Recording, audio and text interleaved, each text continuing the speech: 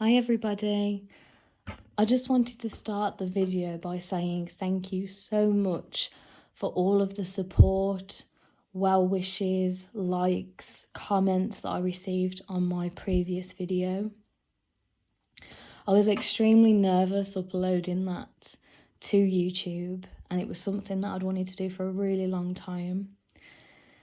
I only watched it back once, and I just want to apologise for keep using the word sexy. I didn't realise that I used that term so frequently. I feel like if you wanted to have a drinking game with your friends, you could use that video. For every time I say the word sexy, you would probably most likely get drunk before you were even halfway through. So apologies for that. Maybe subconsciously, I want everybody to feel good about themselves. So I will try to refrain from using that adjective today.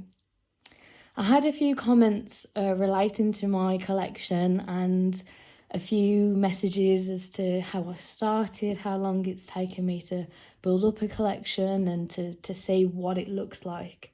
And that's something that I will get round to in due course. Some of the fragrances I've unboxed, I haven't managed to smell all of them. Maybe I'm quite good at refraining from just trying absolutely everything. But I will get round to it.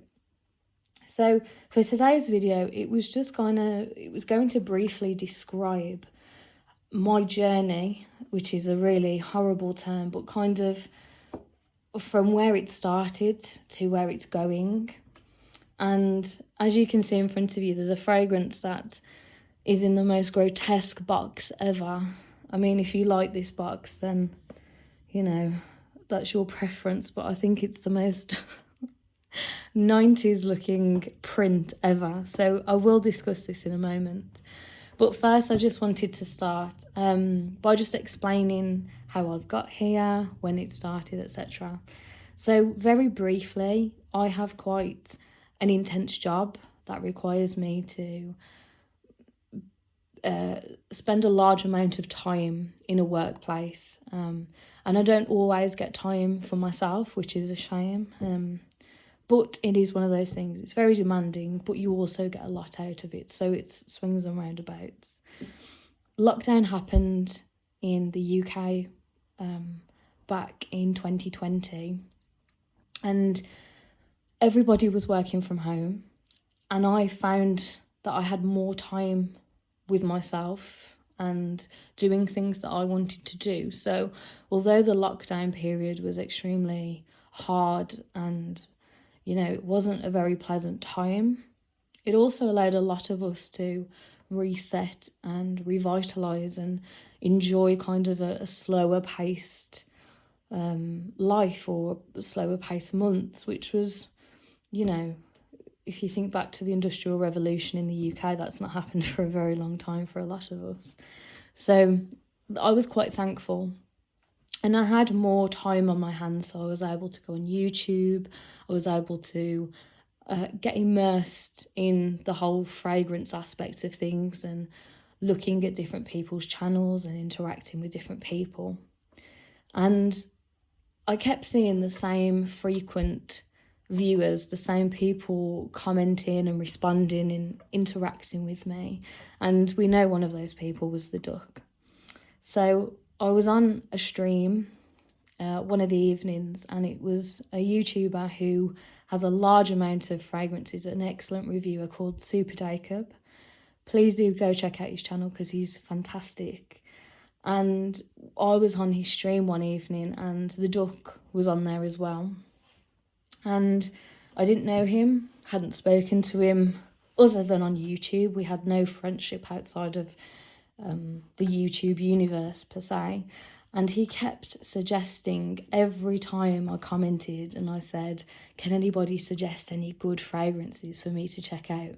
He kept mentioning Borsellino Donna, which is the box in front of us now. And I mean, in terms of my fragrances, I've always collected perfumes. I've always had perfumes in circulation.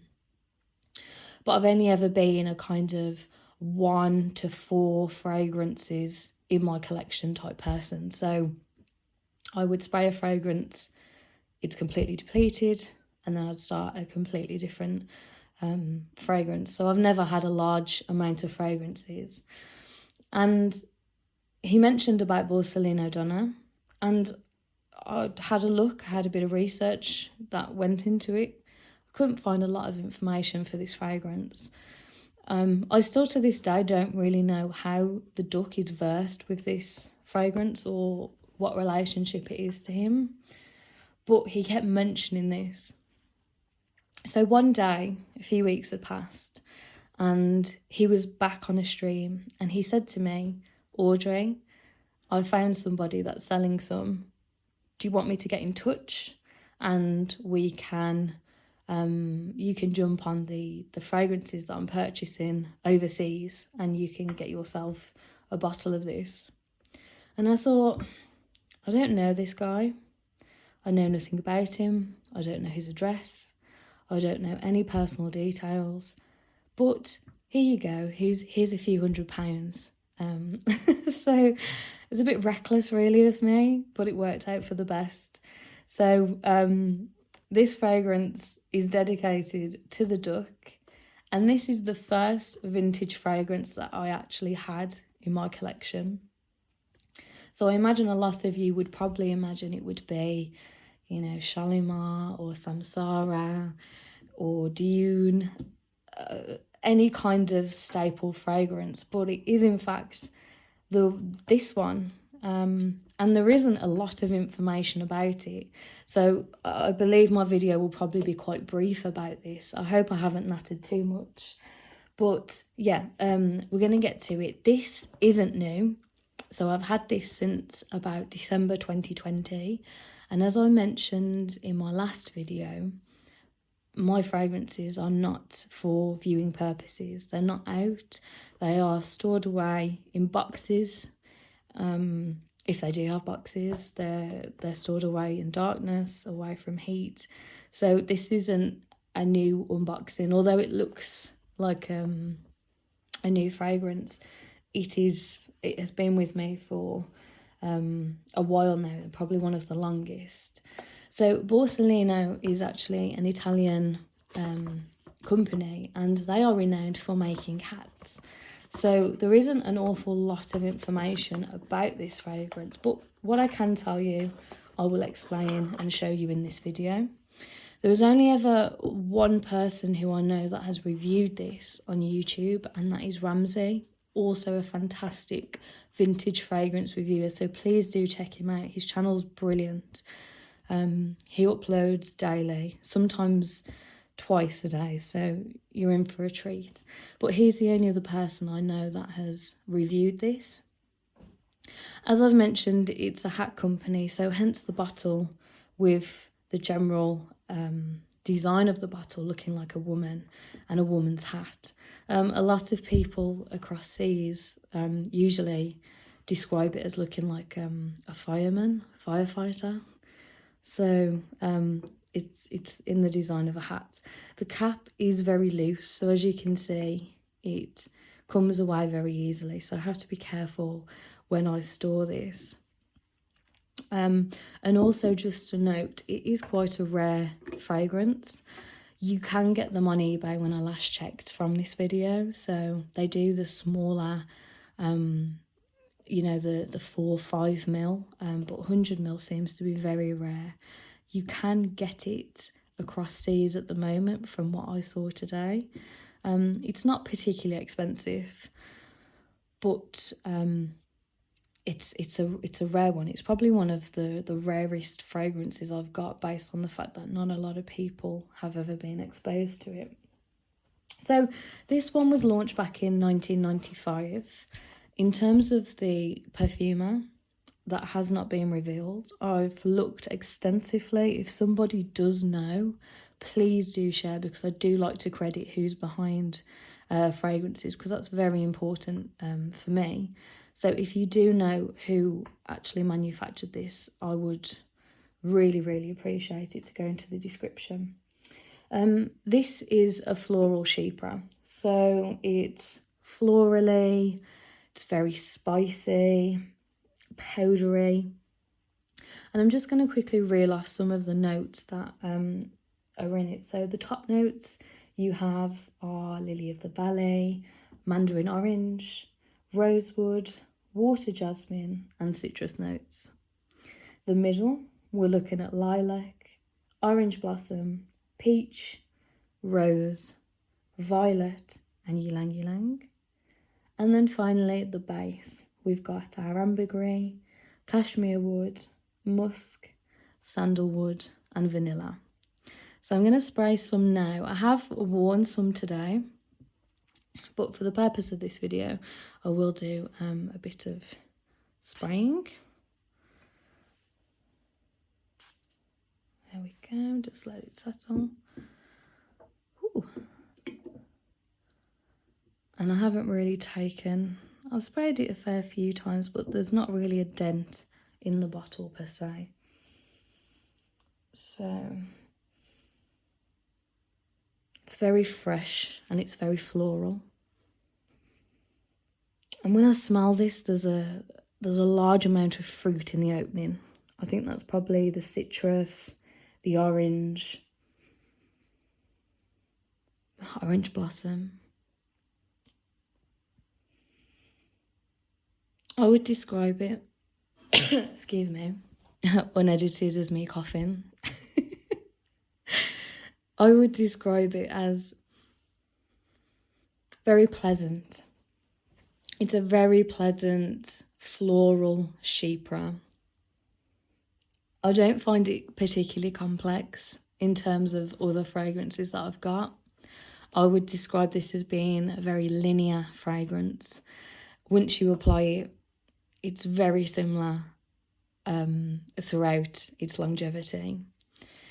Longevity is extremely long on clothes. So once this has worn away on my skin, I can still smell it on my clothing for the rest of the day. It won't go. So if ever you want something to last, definitely apply it where it's going to be rubbing off your material. It's got decent silage, so in terms of projection as well, it is very moderate. It's nothing overbearing. It's a very pleasant and beautiful fragrance. I don't think after I've finished this, I don't think I'd ever probably purchase it again.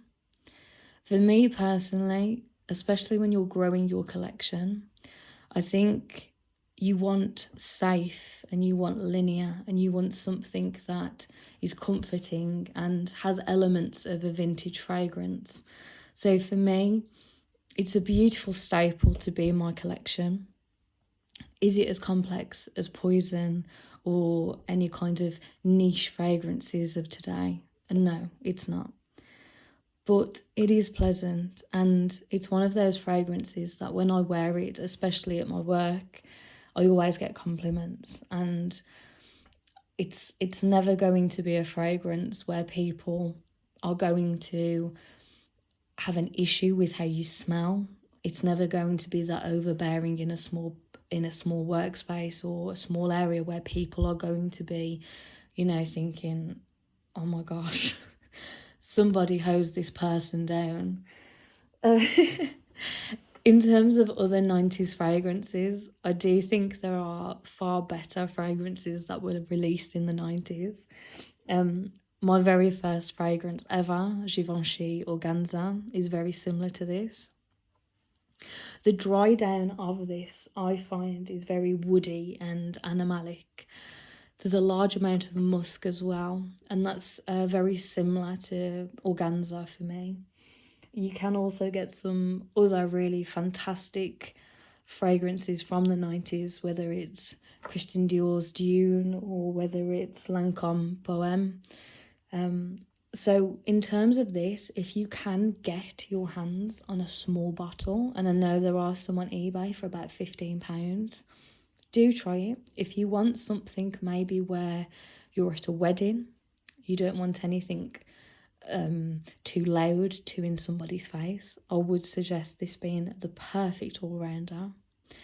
If you want something that is going to be changing on your skin from the top to the middle to the base, this isn't going to be that fragrance. It's too polite, it's too pleasant and round, and it's not that fragrance. But I think in terms of why maybe the duck suggested it to me, I mean, he will probably argue otherwise in the chat below. It is definitely a beautiful fragrance. It's very safe, and it was a brilliant fragrance for me to get introduced to the hobby itself. So I want to thank him for that. And I hope you've enjoyed this. Once again, if anybody does know the perfumer behind this, please do share it, because I do want to give credit. And I hope you've enjoyed this video. If you do have any comments or any feedback or anything you want to share with me, do let me know, and I'll